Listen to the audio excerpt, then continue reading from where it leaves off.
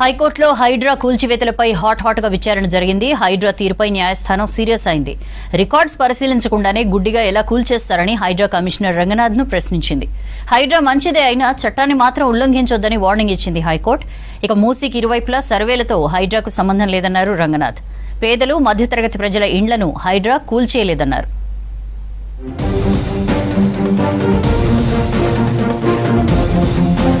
హైడ్రా తీరుపై హైకోర్టు ఆగ్రహం వ్యక్తం చేసింది. సంగారెడ్డి జిల్లా అమీన్పూర్లో కూల్చివేతలపై న్యాయస్థానంలో విచారణ జరిగింది. విచారణకు హైడ్రా కమిషనర్ రంగనాథ్ వర్చువల్ గా అమీన్పూర్ తహసీల్దార్ కోర్టులో హాజరై వివరణ ఇచ్చారు. శని ఆదివారాలు సూర్యాస్తమయం తర్వాత ఎందుకు కూల్చివేతలు చేపడుతున్నారని సీరియస్ అయింది హైకోర్టు. ఆదివారం మీరు ఎందుకు పనిచేయాలని ప్రశ్నించింది. సెలవుల్లో ఎందుకు నోటీసులు ఇచ్చి అత్యవసరంగా కూల్చివేస్తున్నారని అడిగింది. శని ఆదివారాల్లో కూల్చివేయొద్దని గతంలో కోర్టు తీర్పులున్నాయని గుర్తు చేసింది. కోర్టు తీర్పుల విషయం కూడా తెలియదా అని తహసీల్దార్ ను ప్రశ్నించింది. గతంలో మీరు కూల్చివేసిన కేసుపై స్టే విధించిన విషయం తెలియదా అని ఆగ్రహం వ్యక్తం చేసింది. చట్ట ప్రకారం నడుచుకోకపోతే ఇబ్బందులు పడాల్సి వస్తుందని తహసీల్దార్ను హెచ్చరించింది హైకోర్టు.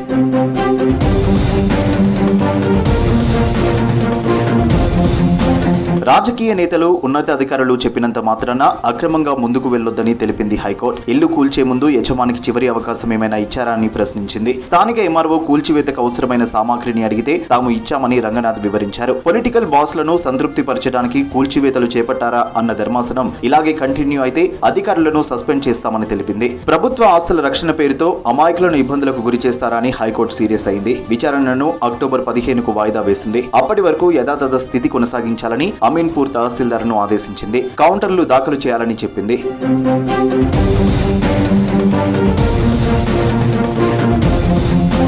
మూసీ సుందరీకరణపై హైడ్రా కమిషనర్ రంగనాథ్ కీలక ప్రకటన చేశారు. నదికి ఇరువైపులా సర్వేలతో హైడ్రాకు సంబంధం లేదన్నారు. మూసీ నది పరిధిలో నివసిస్తున్న వారిని హైడ్రా తరలించడం లేదని, ఎలాంటి కూల్చివేతలు చేపట్టడం లేదని ట్విట్టర్ వేదికగా స్పందించారు. నదీ పరివాహక ప్రాంతాల్లోని ఇళ్లపై హైడ్రా మార్కింగ్ చేయడం లేదని, మూసీ సుందరీకరణ అనేది ప్రత్యేక ప్రాజెక్ట్ అని చెప్పారు. దానిని Musi river front development corporation చేపడుతోందని తెలిపారు.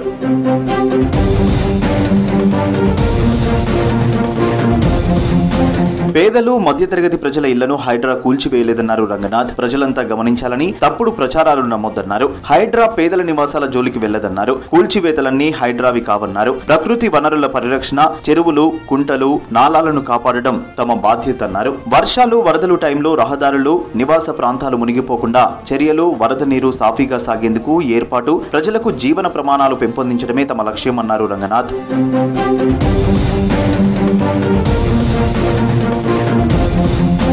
నగరంలో ట్రాఫిక్ నియంత్రణ చర్యలపై కసరత్తు చేస్తున్నామని చెప్పారు హైడ్రా కమిషనర్ రంగనాథ్. ట్రాఫిక్ ఉన్నతాధికారులతో సమీక్షించి కారణాలపై హైడ్రా అధ్యయనం చేస్తుందని చెప్పారు. వాతావరణ హెచ్చరికలు అనుసరిస్తూ డీఆర్ఎఫ్ టీమ్స్ ను రంగంలోకి దించి కాపాడుతామని తెలిపారు. ప్రకృతి వనరుల్ని కాపాడడంలో హైడ్రా కీలక పాత్ర పోషిస్తుందన్నారు రంగనాథ్.